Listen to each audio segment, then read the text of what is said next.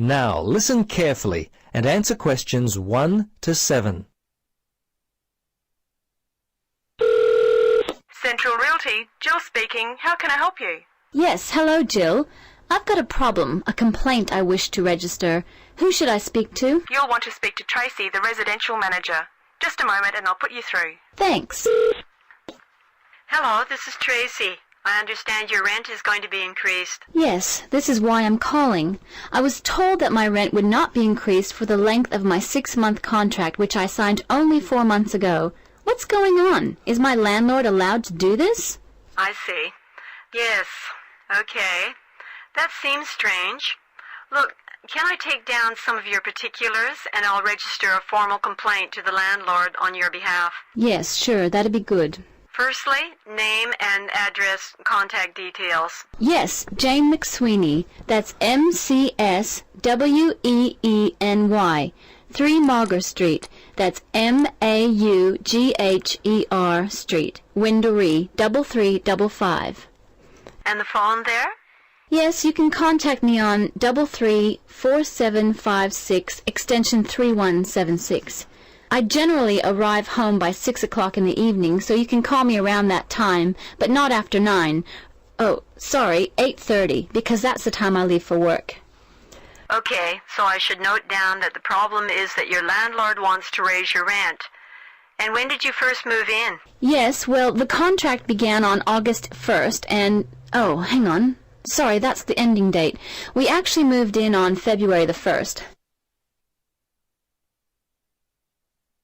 Before you listen to the rest of the conversation, you have some time to look at questions 8 to 10.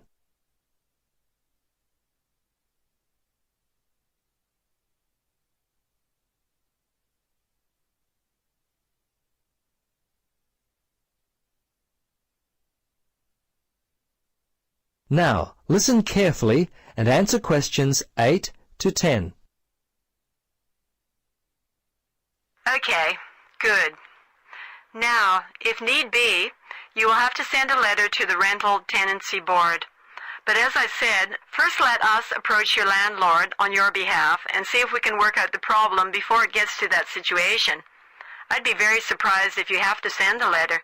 95% of these kinds of problems get solved early on. Okay. Now, if you have any problems you need to discuss, feel free to come in and talk with the general manager. In the meantime, if you would just wait until we receive an answer from your landlord, we'll be able to then plan our next step. Is there anything else I could be doing? Well, you could write a letter to the RTB listing all the events as they happened from your point of view. But as I say, hold on to it. Don't send it unless we have to. Well, that's about it for now. Thanks for your call. I'm sure we can sort this out. Thanks very much for your help. I hope we can sort it out too. Bye for now. Yes, bye. That is the end of part 1. You now have half a minute to check your answers.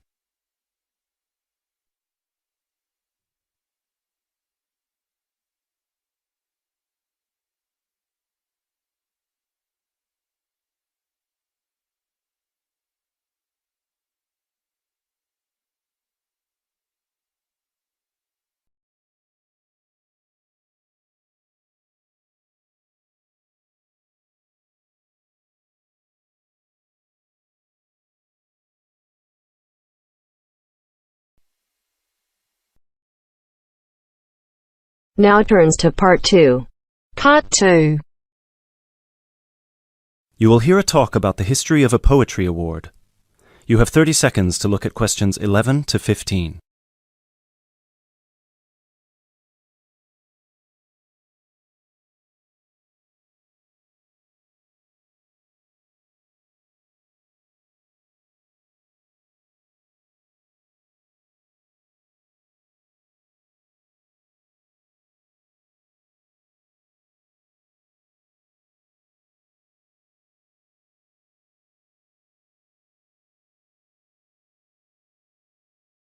Hello everyone, and welcome to this year's award ceremony for the Antonia Watson Memorial Poetry Award. As with previous years, the competition has been particularly fierce and we received numerous excellent entries, so it's an incredible achievement for our 3 finalists who are sitting here amongst you, and we should congratulate them all. However, as with every competition, there can unfortunately only be one winner, and we will be announcing them shortly. Before we do, though, a few words about the award itself. As most of you know, the Antonia Watson Memorial Poetry Award has been presented annually since 2010 and was presented biannually for 2 more competitions prior, once in 2008 and once in 2006. It is entirely funded by Antonia Watson's very generous parents, who offer £1,500 to the author of the best poem on a topic announced at each previous awards ceremony, as well as £500 to the first runner-up and £250 to the second, bringing the total up to £2,250. Now, a few words on Antonia Watson herself, without whom none of us would be standing here today.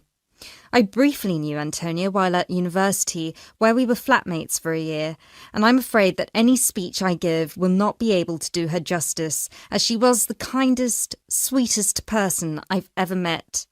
Thankfully, this part of my speech was written with the assistance of one of her siblings, Thomas Watson, who was not only her brother, but also her best friend. Antonia was born in Slayford, Lincolnshire, in December 1986.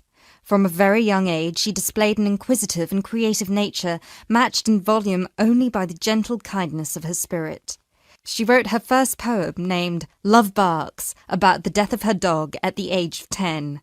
This was also her first poem to be published at her school's newspaper, just 2 months after another of her poems, Be Kind, won the 1996 Triad Children's Writing Competition and was published in the competition's anthology. While her early forays into poetry were crowned with impressive success, Antonia unfortunately ceased to write for a few years following the death of her very dear grandfather, Peter William Watson, in 1999.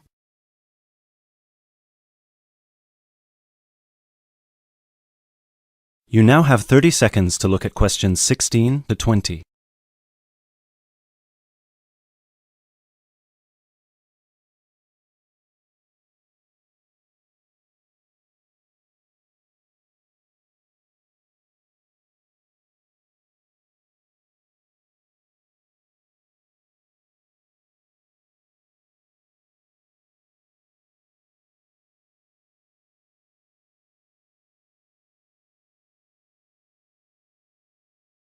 While her early forays into poetry were crowned with impressive success, Antonia unfortunately ceased to write for a few years following the death of her very dear grandfather, Peter William Watson, in 1999. Despite her writer's block, however, her artistic nature didn't lie dormant during the next 4 years. She had an active role in various theatre plays, and she also ventured into painting. A few of the plays are available on the internet, and you can find several of her self-portraits on our website, and you can see for yourself how impressive they are.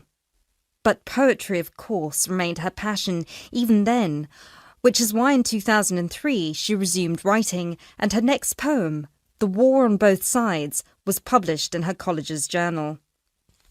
At the age of 18, Antonia moved to Sheffield to study English literature at the University of Sheffield. This is where she and I met, spending a whole year in adjacent rooms in a flat in central Sheffield. This is also where I met her good-natured, generous parents, Mr. and Mrs. Watson, who came to visit her regularly and always treated me like a daughter as well. Antonia and I grew very close during that period, and while we ran in different circles, we always found time for each other every week. Antonia self-published one collection of poems in August 2005. It was named Burning Stars, after the poem on page 16, which is also the date of her birthday. It was an immediate success amongst her peers at the University of Sheffield, and it was so cherished by her English literature classmates specifically that it had attracted the attention of one of her lecturers, who put her in touch with a literary agent. She had been due to begin working on her second collection right before her tragic passing in a car accident just 5 days before her 19th birthday in December 2005.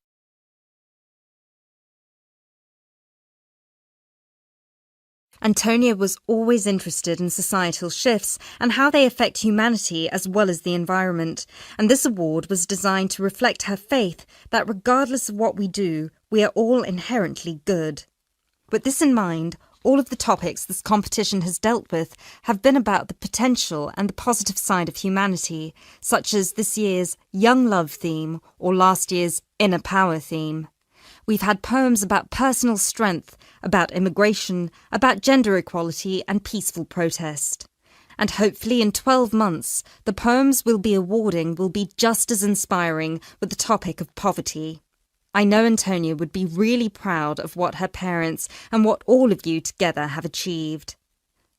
So, finally, let's get on with the actual award. As I said before, it's been a fierce competition this year, and with more than 5,000 entries, it was quite the task for our 3 judges to cut them down to just 3. But our 3 finalists definitely deserve to be here, and without further ado, I would like to... That is the end of part 2. You now have half a minute to check your answers.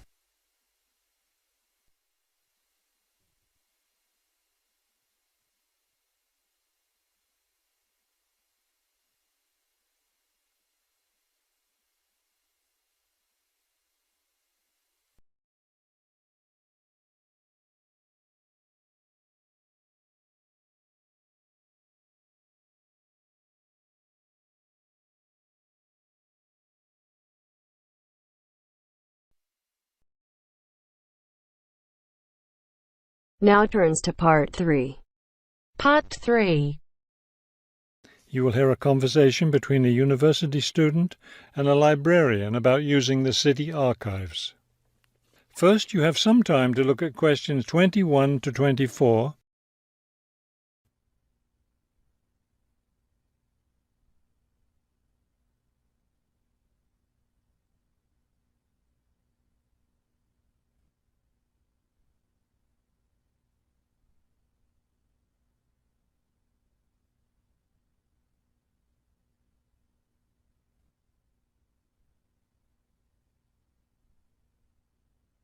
As you listen to the first part of the conversation, answer questions 21 to 24.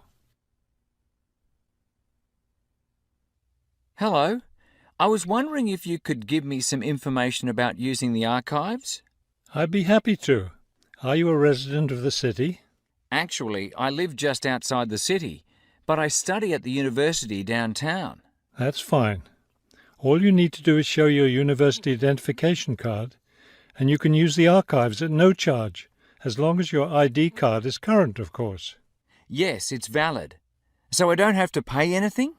No, city residents pay an annual fee, but students can use the archives for free.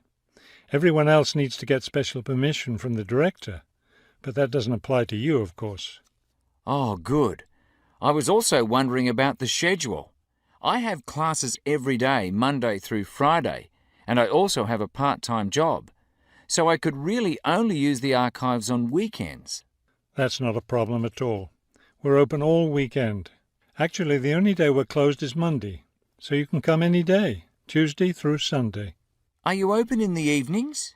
Yes, we're open from 9:30 in the morning until 8:30 in the evening. That will fit my schedule well. Before you hear the rest of the conversation, you have some time to look at questions 25 to 30.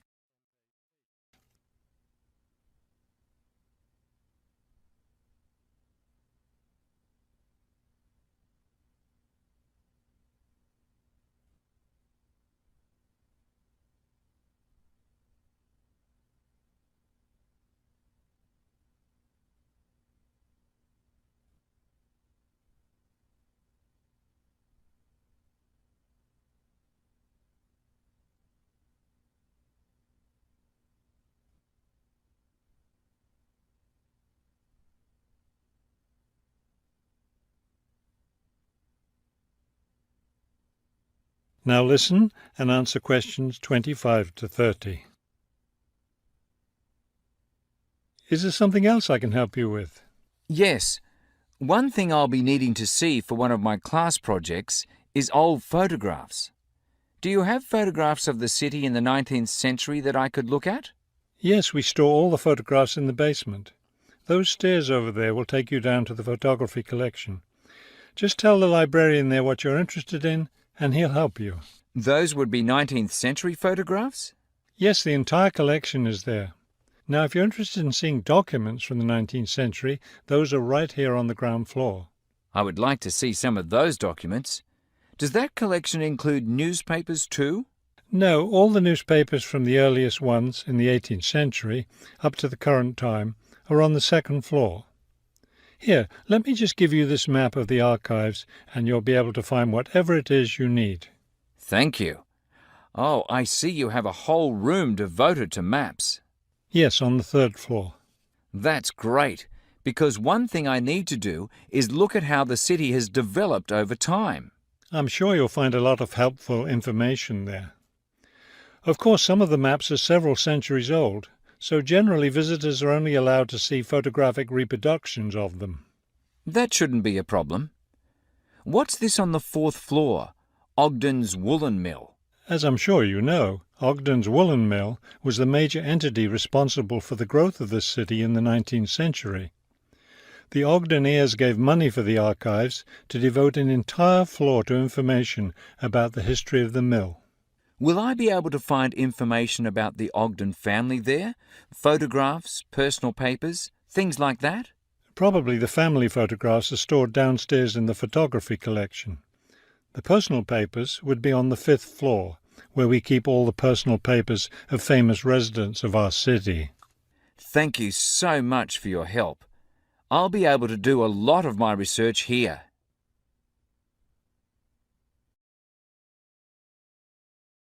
That is the end of part 3. You now have half a minute to check your answers.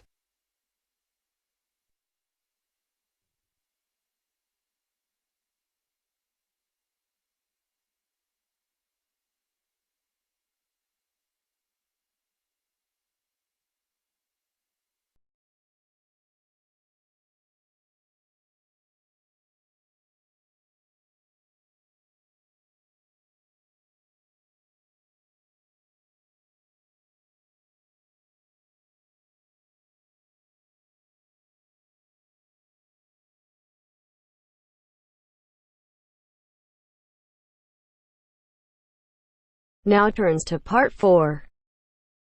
Part 4.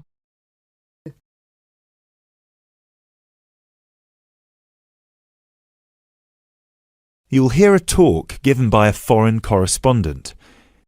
First, you have some time to look at questions 31 to 40.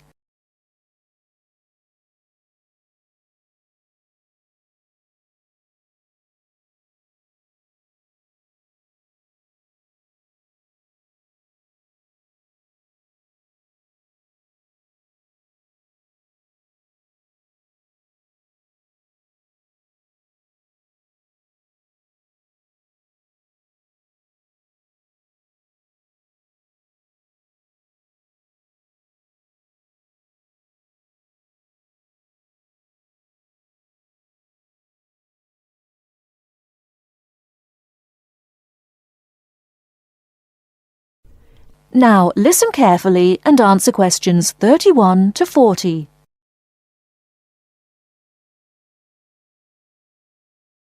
Good evening. As I assume most of you are already aware, I have been asked to come here and talk to you, essentially give you a quick overview of the life of a foreign correspondent, along with a few tips on how to become a successful international reporter yourself, should this be a career choice you elect to pursue. So let me start by this. Don't become a foreign correspondent, at least not due to the romantic notions that come attached to this job, or what you've seen in the movies. Being a foreign correspondent does not mean exotic adventures. It doesn't mean finding yourself at the heart of the action and putting yourself in danger to inform the world. Let me just tell you this. 80 journalists are killed each year in the line of duty. Many more find themselves in prison or are attacked. You need to think hard. Is this the sort of career I want? Is this the kind of reporting I'm interested in? And Only after you've carefully considered all the pros and cons should you decide. But let's focus on those of you who believe that, yes, you've got what it takes to be a foreign correspondent, and this is definitely why you decided to study journalism here. You're all third-year students, which means I don't need to waste my time telling you the basics. Of course, you need to read a lot. Books, novels, newspapers, blogs, and of course you need to be acceptably proficient in various media skills.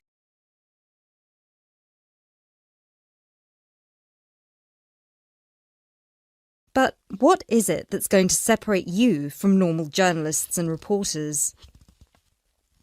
There are 4 things that'll make you different.